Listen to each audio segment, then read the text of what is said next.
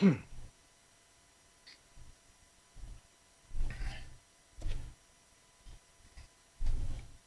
everyone, welcome to another edition of The Bullet. My name is Paul Lathrop.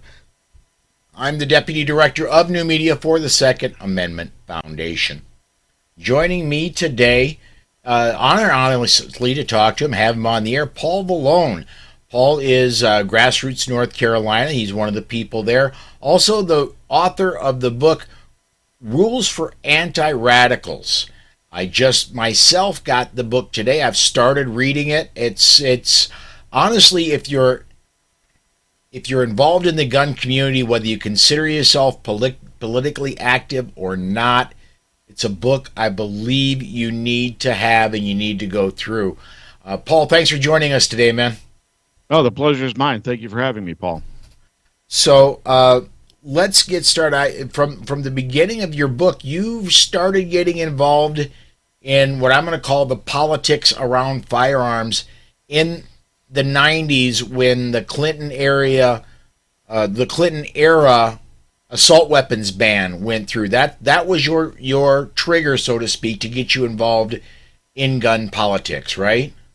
That's exactly right. Back in 1994, I watched then Speaker, I believe it was Tom Foley, keep the vote open after time had expired in order to buy enough votes to pass the so-called assault weapon ban. So at that point, suitably outraged, I decided to look for an organization that was holding a rally for the Second Amendment, because at that point in time, I thought rallies were an effective means for political action. I know better now. They do have their uses. But in any case, I found an outfit out of Ohio calling themselves the Committee of 1776. And they said, yes, we're holding coordinated rallies in state capitals around the United States on the 4th of July weekend. I said, well, that's only 30 days away. Who's organizing the one in North Carolina? And they said, you are.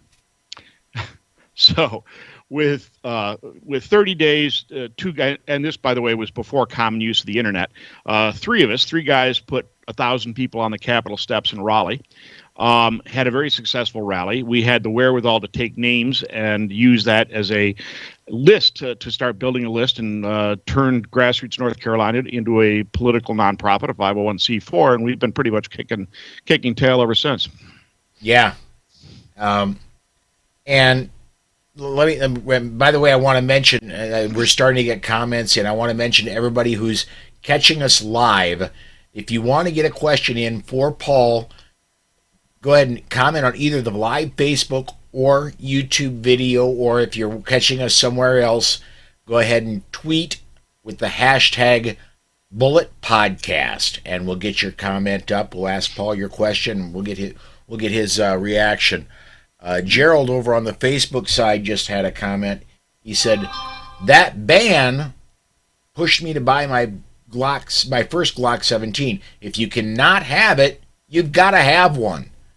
and honestly, you know, for everybody that's newer than you to the gun world, if anybody's been around 10 years, the Obama administration was the first administration that seriously in recent history tried banning guns, and we got Obama was consistently being called the world's best gun salesman. I think Absolutely. Biden's trying to beat him out. He is. That's a true statement, and consequently, the huge rush on buying firearms for the last couple of years. And one thing I've been surprised to find myself, Paul, is there's not. I can go down to any of 4 or 5 gun stores in my home city of Sioux Falls, and I can. Right now, they've got ARs in stock. I can go to any of numerous websites. They've got ARs in stock. They'll ship to my local gun store for me. There doesn't seem to be right now, despite the push from Washington D.C. There doesn't seem to be a shortage of ARs like there has been in past gun control pushes. Ammunition's still a little pricey, though. I see stuff that's running for about twice what it was before Biden took office. But I just hope that people realize that the Biden administration is the greatest threat that we have experienced to the Second Amendment in quite some time. He's bound and determined. If he can't pass something via legislation, he's going to have Steve Dettelbach and the ATF try and do it by regulatory fiat. And of course, that's exactly what they've been doing with these notices of proposed rulemaking on frame and receiver, and on so-called ghost guns and pistol stabilizing braces and AR pistols. And we still haven't seen that one come down the pipe yet. I can't wait to see what that one looks like. So we need people to get active. And the reason I wrote it's the whole book title is called "Rules for Anti-Radicals: A Practical Handbook for Defeating Leftism." All right. Practical handbook is the key phrase there, because what I wanted to do is to write an instruction manual on how to win. Okay. And I guess, one of the legislators that wrote the foreword for my book, he said that I have taken the left's tactics and turned them mercilessly against the left. I hope that's an accurate statement, because that's what I've been trying to do for the past 28 years now that I've been running grassroots organizations. And I think that's why we've been kicking tail. So the book is oriented, first off, for people in daily life, okay, Joe average mainstream American. So that, because whether you realize it or not, the left is trying to control you every day. And they're doing a fairly good job of it for most of America. They're doing a fine job of it. They've had decades and generations of practice. So yeah, absolutely. And I mean, it could be your HOA, could be your school board teaching, indoctrinating your kids with critical race theory. It could be your state legislature passing gun control. Could be Congress. But so part one of the book is actually designed to teach mainstream Americans how to stop leftists from controlling them in daily life. And then as you go on to part 2 and part 3 of the book, it is for people who want to become a little bit more active in defending their rights. And it's a how-to manual, how to do grassroots mobilization, how to create political organizations, how to pass or kill legislation. I mean, in pretty much a step-by-step process. That's the way I've designed it. Well, and I just myself got the book today, and I'm very impressed that, yeah, you can. This is not a sit down and slog through it all in one shot. You go in, you get what you need, and then you go back. For example, if you're sick and tired of what's going on in your area and you want to plan a rally, you go look up in the book. There's step by step how to do that. Events and demonstrations, absolutely. Yep. Yeah, and it's very much, in my mind, it's a lot like going back to school, and there's a textbook, and there's different parts for different things. So it's a reference book. You can go back and back and back to it. Precisely right. Here's the thing. About a year ago, I started looking for a book to teach some of my core activists tactics. And so I looked for a book on conservative political tactics, or political tactics in general. And I found all sorts of treatises against Marxism. I found non-specific calls to action. I found, treatises on how we got where we are. But what I did not find was a nuts and bolts guide to how to kick tail. All right. And so, not finding that, I wrote it. Basically, what I wrote is an idiot's guide to political activism. That's really what it is. Very cool. Let me get a couple more. One more comment in here. Let me get this on the screen. George over on the Facebook side says, "Our Constitution was made only for a moral and religious people. It is wholly inadequate to the government of any other." That's from John Adams. And then George adds, "I guess we're in big trouble." Yeah. The short version of that, I tell people, we are replacing reason and values with rules. And unfortunately, that's the only way you can run a society that is not a virtuous people, is essentially by creating an autocratic society. But that said, there are some good tactics you can use to turn things against the left. I mean, there's a reason that people will recognize that the title of the book is a play on Saul Alinsky's Rules for Radicals. That has been the guidebook for the left for the last 50 years. And now I go well beyond anything Saul Alinsky had to say, but as morally reprehensible as Saul Alinsky might have been, he was not wrong about what motivates people. And so his 13 rules for radicals can be used quite effectively against the left. Now, you're going to have to, because conservatives are essentially moral people, they're going to have to decide what they're comfortable with doing and what they're not comfortable with doing.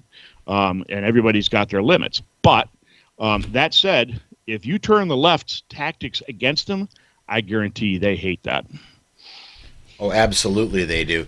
And I'm just now, we had a comment come in just a few seconds ago on the Facebook side asking if we could put a link up for purchasing the book. And I did, both on the YouTube and the Facebook side. I okay, good. Put a link up for the Amazon link for people to grab the book. They can get the book either on Amazon, or if they go to my site, rulesforantiradicals.com, they can get it there. And I've actually got a couple of seminars. I've got one seminar up there. I'm about to put another seminar up there. These are virtual seminars. One is Win Against Woke, and the other one is Intro to Grassroots Mobilization. And basically, they're short 1-hour seminars on how to get started on some of this stuff. It can be kind of daunting. I mean, people look at the political process. I say during my legislative tactics seminars, lest you assume that the political process is designed to exclude you, let me assure you that it is. Okay.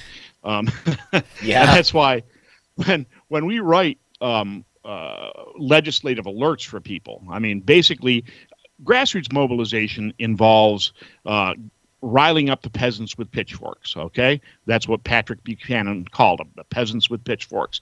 Motivating these people to channel intense input into particular legislators, particular committees, or in some cases, particular corporations. And to that end, we send out legislative alerts to hundreds of thousands of email recipients. We do not require that they be members of our organization because, quite frankly, I want to get the word out beyond the immediate core constituency of my support. And so when we structure these alerts, and this is part of the third section is grassroots leadership, and part of that is how to write alerts and communications for organizations. And what we do with the alerts is we make sure that somebody who has all sorts of competing demands on their time, their kids, the soccer games, everything else, they don't have time to pay close attention to the political process. And so they might not know exactly what's going on, but we summarize it and we let them respond and make their voice heard in less than 5 minutes. That's the goal. Okay? So that people can make their voice heard, and we get maximum input that way because it's so easy to respond to the alerts, and we just deluge, legislators with input. The late Senator Everett Dirksen put it this way. He said, "When I feel the heat, I see the light." Okay? It works. It definitely works. And it works actually not only for legislators, it works for corporations too. Essentially, in the book, I divide direct action, impacting a target. You take a target, you take action against that target. The types of action I generally classify as either economic action, like against corporations, like some of these woke corporations, like Disney, for example. They got their butt handed to them in Florida. Or the next type, in terms of desirability, is legislative action. Okay, do you want to pass or defeat legislation? And actually, political action. Political action includes both legislative operations and election operations. And I tell people how they can address elections as well. Third type is legal action, and that I regard as being the least desirable because legal action requires you to hire lawyers at $300 an hour. Those are the cheap ones. Yeah, that's right. They are the cheap ones. $500 an hour is not at all uncommon. And because it requires very specific expertise. Mm-hmm. And you can manage a project, and but you're going to have to hire lawyers ultimately to do it. The other reason I put legal action as the last recourse is that even if you have an airtight case, your argument is perfect. If you get some left-wing activist judge, he can slam you no matter what. Ask me how I know, okay? Yeah. Because it's happened to me more than once. But then again, like you said in your book, you've had victories too. You mentioned in your book that there's in your local, right in your neighborhood, they were planning on building, I believe it was a sewage treatment plant, mm-hmm. and your neighbors elected you to be the leader of an organization because they hadn't been successful so far. And at least as far as today, that property that had been bought for that use is still sitting vacant. Yes, it is, as a matter of fact. The leaders of that organization had sold them out to get the sewage treatment plant out of their backyard. And so the remaining members of Concerned Citizens Lake Norman got together, and they're holding a meeting saying, woe is me, it's a done deal. I walked in the meeting and gave them a list of about a dozen things that would make the county so miserable they would just go away. And ultimately, we used some very hard-edged tactics. And ultimately, they did. They gave up. They wound up using an alternative method and piping into a sewage treatment plant that was underutilized in another area, and consequently, the shoreline of the lake was preserved. But one of the interesting things about that particular campaign, like some of them, is that I call this issue management. I tell people to remember three things. The problem is what you need to solve. The issue is how you frame the debate to solve the problem. Frame the issue to maximize your core constituency of support. In this case, the problem was that they were going to build a sewage treatment plant on our cove of the lake, but we're just a small group of people. So we made the issue the discharge of untreated sewage into Lake Norman, which had happened a number of times recently. And we did a carrier route mailing to all 520 miles of shoreline on the lake, convincing people that a contribution of $1,000 to Concerned Citizens of Lake Norman was a lot cheaper than a $50,000 hit on their house. So we maximized our core constituency of support by recruiting the entire community, the entire lakefront area, to help us with this issue. And we do this, quite commonly. Bill branding, we're very good at killing legislation. I bill branded a mandatory gun storage law at one point as the Rapist Protection Act, and it went down in flames. It so unnerved the feminazi sponsor of the bill that she actually stood before the North Carolina House and said, and I quote, "I would never introduce a Rapist Protection Act. Gotcha." Bill went down, and better yet, it went down in a recorded vote, because when you're doing legislative action, a recorded vote is always what you want if you can get it. Because what most gun rights organizations fail to do, they're pretty good at legislative operations, but they don't do election operations, and so they don't hold people accountable in the election season for their transgressions during the legislative season. That's a big mistake. All right, let me get another comment in here real quick.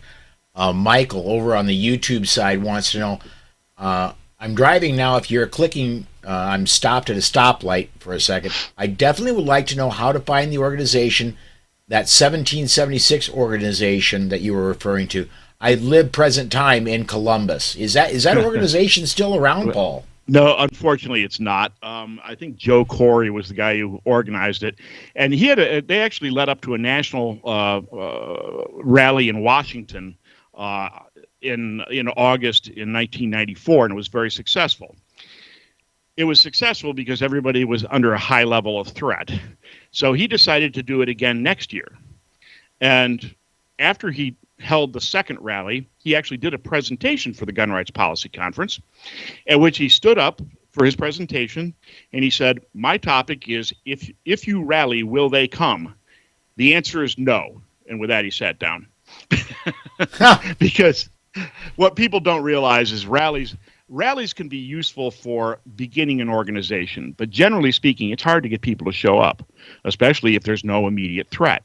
And so when we hold rallies at this point, by and large, I hold limited rallies. For example, when they passed the federal gun control bill S2938 recently, our senators, especially Tom Tillis, Trader Tom, we're calling him Trader Tom Tillis, he sold us out on this thing and actually helped craft this gun control bill. So I put a demonstration in front of his district office in Raleigh, at his biggest district office in the state capitol. But I don't need thousands of people to turn up for that. I need 100 people, and you can get that. But so no, unfortunately, the Committee of 1776 is no more. Okay. So let's we've got about 10 minutes left. We've already used up 2/3 of our time. I want to move on to currently, in my vision, the biggest threat to our freedom right now only is going to last until January. We got about 6 more months. And that's when a new Congress is sworn in. I honestly believe that we're going to be okay until November, and then we're going to get the gun version of Obamacare. If you all remember, Obamacare happened after the election, where it was majority. Obama's first term, he had the House, he had the Senate, and then he had his first midterm, and he lost the House and the Senate. Between November and January is when we got Obamacare. Mm-hmm. How do we stop a gun Obamacare between November and January this year? Yeah, because you're dealing with a lame duck Congress to a certain Yes. extent. You've already defeated them. They have nothing to lose at this point in time. I'm going to tell you something. The tactics are going to have to become a lot more hard-edged. That's a time when you might need demonstrations in Washington, okay? That's a time when people are going to have to start contacting legislators at home if they can. This is where, again, you can determine what your level of comfort is. Every activist has to do that for themselves. But when what is it, Ruth's Revenge or whatever they call themselves, I forgot what it was, the lefties who doxed the Supreme Court justices and demonstrated at their homes, okay? To a certain extent, some of that will be necessary if they try to do something in a lame duck Congress. People are going to have to turn up the heat a lot. All right. So, and unfortunately, what we see is oftentimes conservatives are unwilling to do that because they consider that it bad sportsmanship. Well, unfortunately, winning in politics is not about being nice or being right. Okay, as I say, it's nice to be nice and it's good to be right, but alas, public policy is driven by neither. Politics is the adjudication of power. Okay, who rules whom? Now, I mean, the adjudication of power is formalized in the United States. We do it with ballots rather than bullet-ridden, automobiles. But nonetheless, people are going to have to get hard-edged. All right, very cool. So one of the things, and you alluded to it earlier in the interview, is that one of the I'd say the left uses it extremely well is Saul Alinsky's rules for radicals. And you don't hide the fact that you turned this, and it's how do you counteract the rules for radicals and use that against them, right? Absolutely. Yep, absolutely right. Matter of fact, the book, I actually run Alinsky's 13 Rules for Radicals at the beginning of the book, okay, and I refer to them periodically beyond that. I mean, some of his stuff is gold. I mean, the fact that ridicule is the most effective weapon.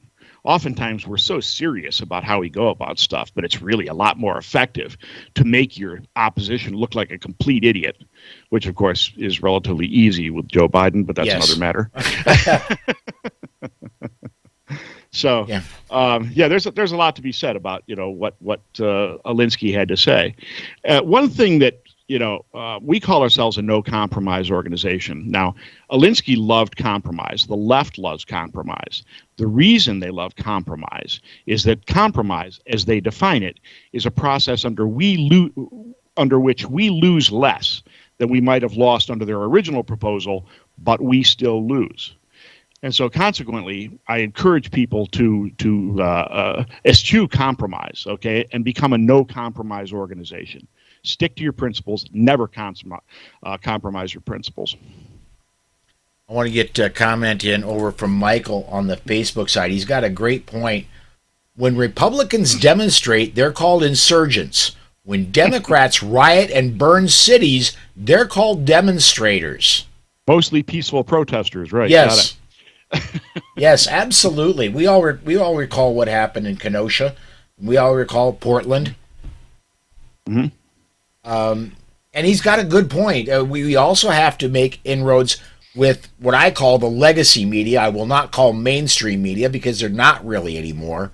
They're like a legacy port on your computer. It's still there. Nobody knows why, but it's still there.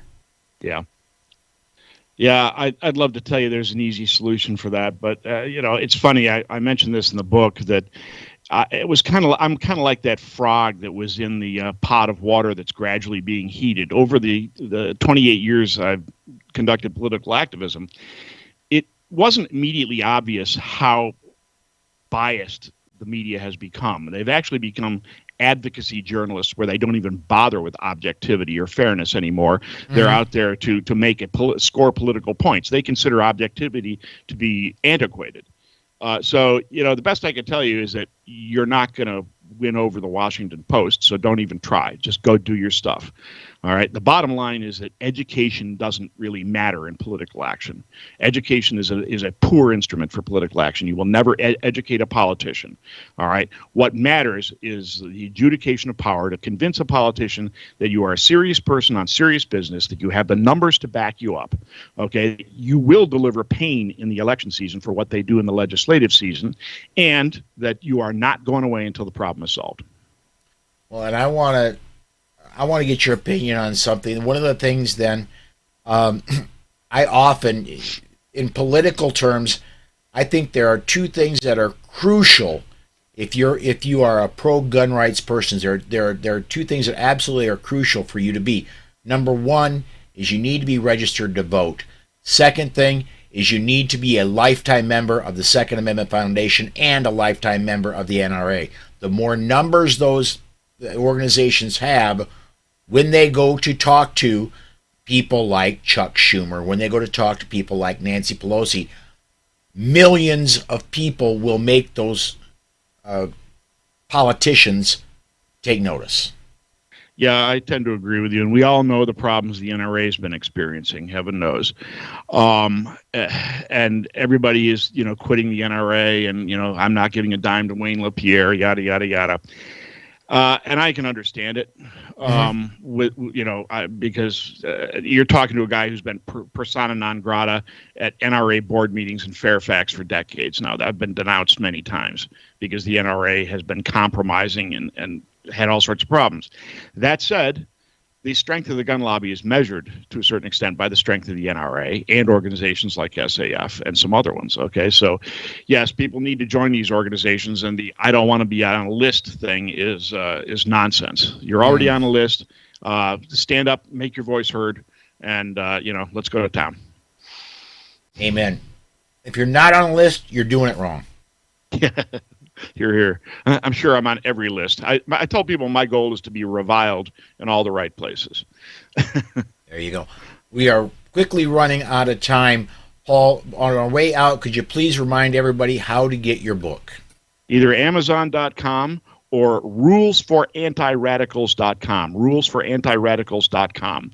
If you do it on Amazon, you can search Rules for Anti-Radicals and it'll come up. But either way, rulesforantiradicals.com will get the job done. Thank you. All right. And on my side, I would like to remind everybody, please come join me 5 p.m. Central Time tomorrow. Dan Waz will be our commentator tomorrow. We'll get back to discussing the news of the day. And until then,